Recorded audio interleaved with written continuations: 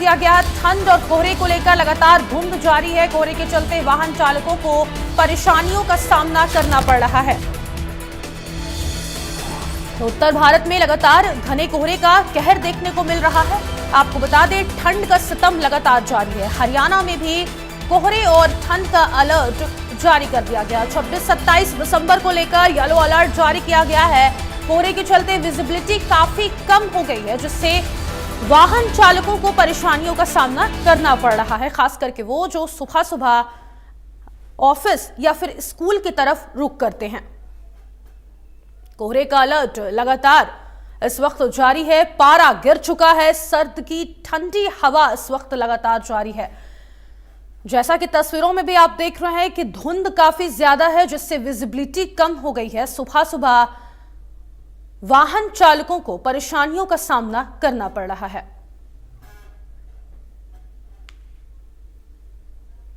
तो कोहरे का जो अलर्ट है वो लगातार जारी है। सफर में सतर्क रहने की सलाह दी गई है। मौसम विभाग ने 26 और 27 दिसंबर को येलो अलर्ट जारी कर दिया है, यानी कि अभी आने वाले 2 से 3 दिनों में धुंध और ठंड से राहत नहीं मिलने वाली है।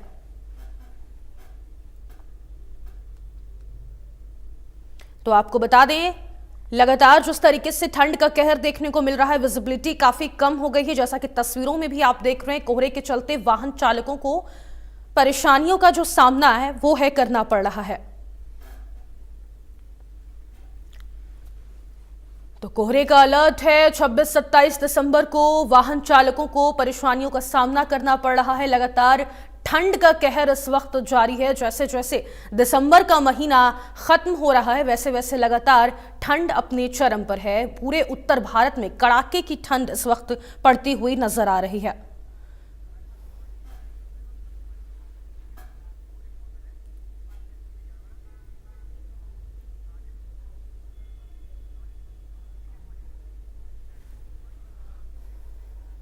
और हमारे साथ 2 संवाददाता जुड़ गए हैं, भिवानी से और पानीपत से। जहां पर भिवानी से रवि जांगड़ा इस वक्त हमारे साथ जुड़े हुए हैं और पानीपत से राजेश हमारे साथ जुड़े हुए हैं। भिवानी से सबसे पहले मैं रवि आपका रुख करूंगी। इस वक्त भिवानी में धुंध और ठंड का किस तरीके से सितम देखने को मिल रहा है, जानकारी दीजिए, और तापमान कितना है वहां पर? देखिए, बिल्कुल फातिमा, अगर बात करें भिवानी में आज धुंध तो नहीं है, कोहरा नहीं है, लेकिन स्मोक जरूर देखा जा रहा है। कुछ स्मोक में दिखाना चाहूंगा किस तरह से चारों तरफ जो है स्मोक की चादर जरूर छाई हुई है। लेकिन अगर तापमान की बात करें, तापमान भी यहाँ पर 6 डिग्री आंका गया है। आज रात का तापमान यहाँ पर 6 डिग्री आंका गया था। इससे तरह अगर बात करें आज प्रदेश के अगर तमाम जिलों के हालातों की बात की जाए तो सोनीपत जो है सबसे ठंडा आंका गया है। यानी शुक्रवार की रात सोनीपत जिला जो है तो आज अगर बात करें तो 4.3 डिग्री टेम्परेचर के साथ सबसे ठंडा जिला आंका गया था। वहीं पलवल की बात करें तो पलवल सबसे गर्म जिला आंका गया था।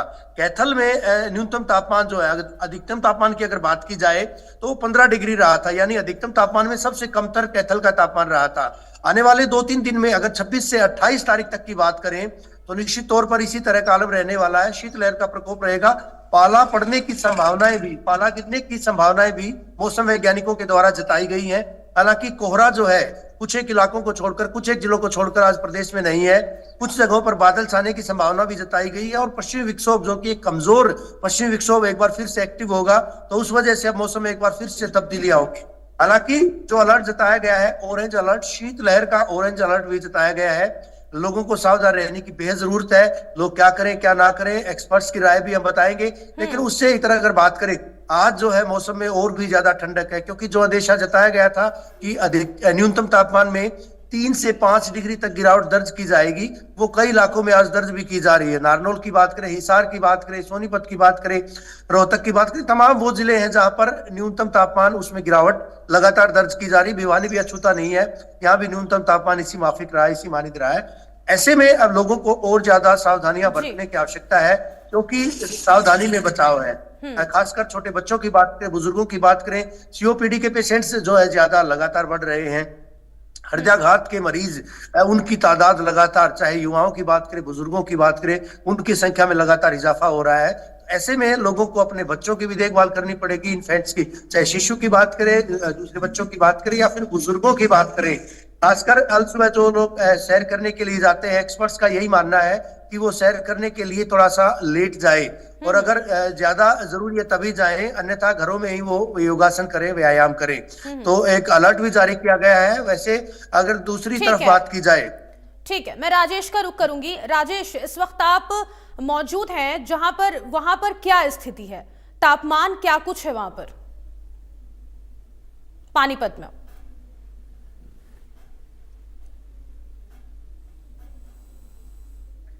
राजेश अनम्यूट कर लीजिए, आप अनम्यूट कर लीजिए।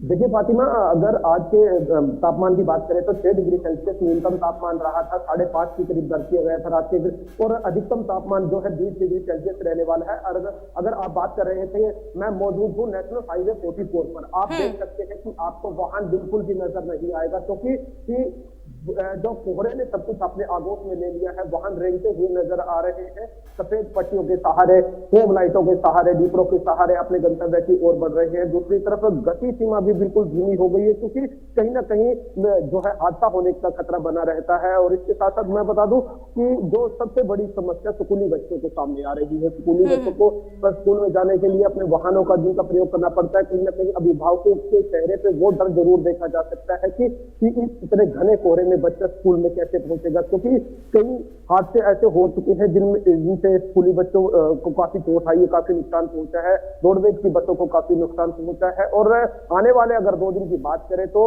2 दिन में और भी ठंड पड़ने के और कोहरा घना होने के आसार।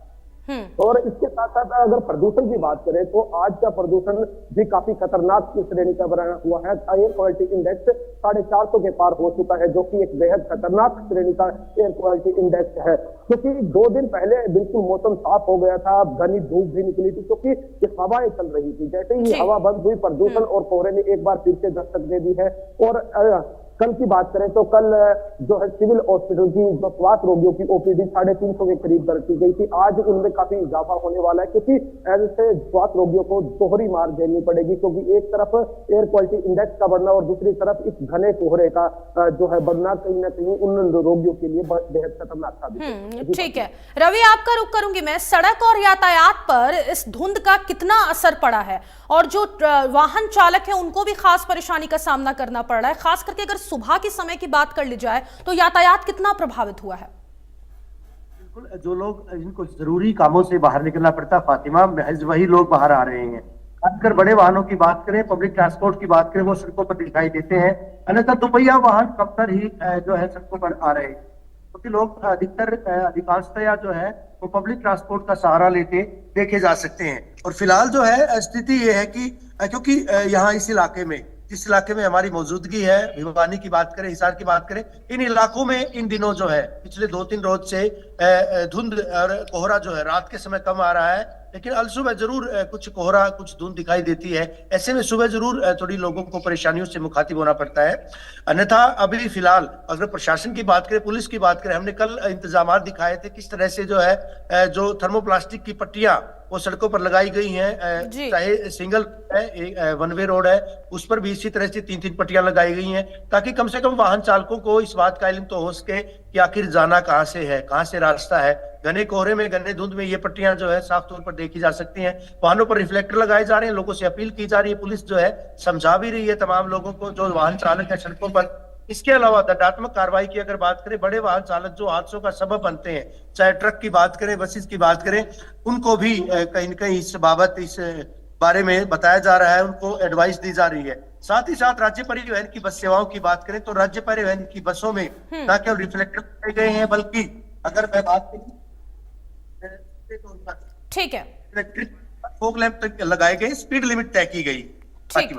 ठीक है, आप दोनों का बहुत शुक्रिया हमारे साथ जुड़ने के लिए और तमाम जानकारी साझा करने के लिए। सीधा लिए चलते हैं आपको अंबाला, जहां पर हमारे सहयोगी ने ठंड का जायजा लिया है। अंबाला में लगातार पिछले कई दिन से ठंड का असर देखने को मिल रहा है।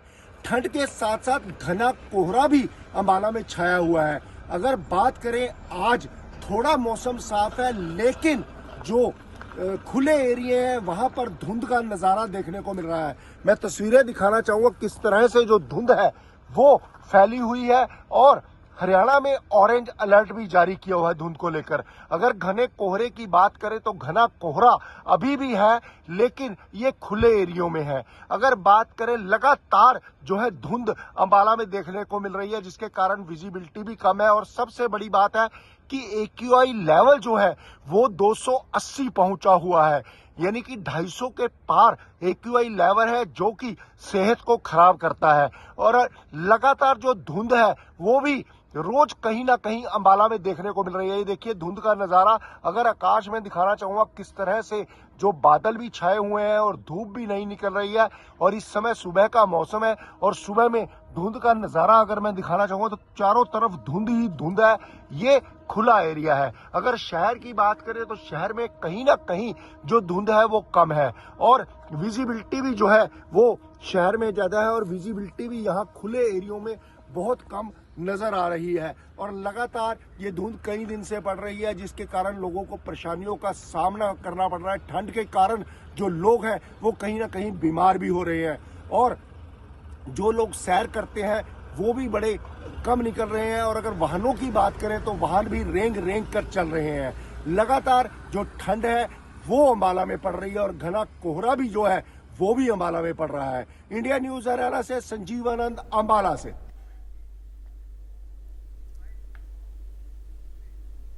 और सीधा ले चलते हैं आपको पानीपत, जहां पे हमारे सहयोगी ने ठंड का जायजा लिया। रिपोर्ट देखिए।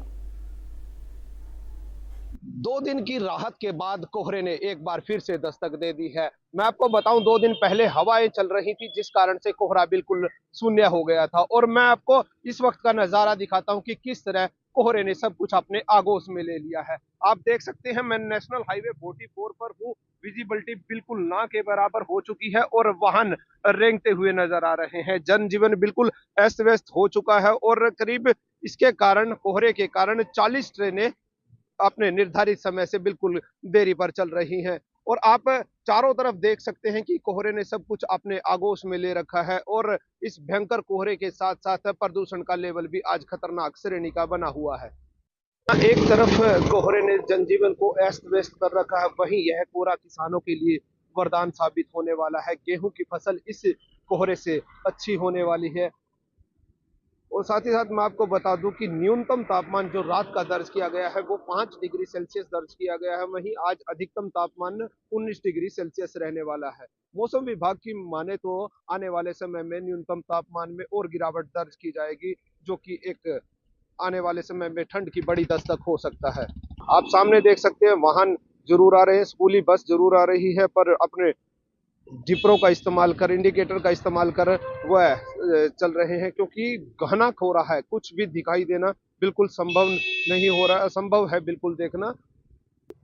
इंडिया न्यूज भी आपसे यही दरख्वास्त कर रहा है कि आप अपने वाहन को धीमा चलाएं, गति सीमा निर्धारित रखें, फॉग लाइटों का इस्तेमाल करें, सफेद पट्टियों के सहारे चले, क्योंकि कहीं ना कहीं कोहरे में काल भी अपना दस्तक दे सकता है। इंडिया न्यूज के लिए पानीपत से राजेश कुमार की रिपोर्ट। और अगली रिपोर्ट हम भिवानी से हमारे सहयोगी की दिखाते हैं, जिन्होंने ठंड का जायजा लिया। प्रदेश में हाड़ कपा देने वाली ठंड का दौर लगातार जारी है। ऑरेंज अलर्ट शीतलहर का जारी किया गया और 26 से 28 तारीख तक इसी तरह से तापमान में गिरावट दर्ज की जाएगी। हालांकि पहाड़ों पर जिस तरह की बर्फबारी हो रही है, बर्फबारी का सीधे तौर पर असर मैदानी इलाकों में देखा जा रहा है। आज अगर धुंध और कोहरे की बात करें, सोनीपत और पानीपत जिलों में घना कोहरा छाया हुआ है, लेकिन भिवानी की बात करें, हिसार की बात करें या फिर साथ लगते दूसरे जिलों की बात करें, वहां पर कोहरा पहले की तुलना में आज कमतर आंका जा रहा है। वहीं दूसरी तरफ अगर तापमान की बात करें, सबसे कम तापमान प्रदेश में, जी हां, सबसे कम तापमान 4.3 डिग्री न्यूनतम तापमान के साथ सोनीपत जिला सबसे अव्वल दर्ज किया गया। यानी न्यूनतम तापमान सबसे कम सोनीपत में 4.3 डिग्री दर्ज किया गया।